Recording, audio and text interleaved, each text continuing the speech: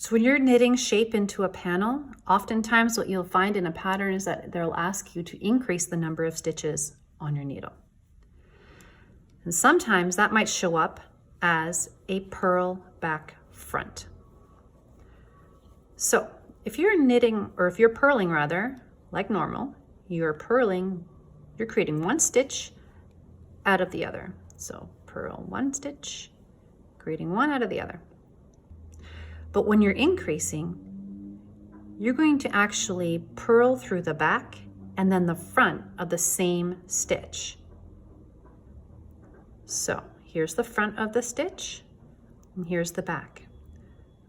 First, we're going to go through the back. So I'll do that again. I'm going to come up through the back, sometimes just turning your work like this. You can see it more easily. Come up through the back. Wrap your yarn.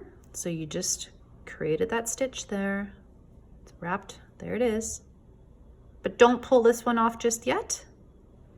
Bring your needle forward and now go through the front of the stitch and wrap your yarn. And that's your second stitch there that you just wrapped onto the needle. Now pull it back. There's your two wraps. And now you're going to take the stitch off. You just created 2 stitches out of 1.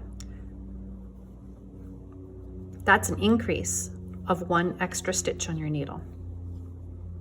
So I'm just creating 1 for 1 here, 1 purl for 1 purl, and let's do the purl back front again. Okay, so rotate your work a little bit so you can see it. Come up through the back of that stitch, wrap your yarn, pull it through. Don't slip it off just yet. Now bring your needle forward and do a regular purl through the front.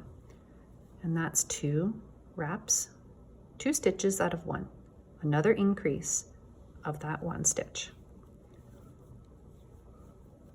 And that's how you do the purl back front.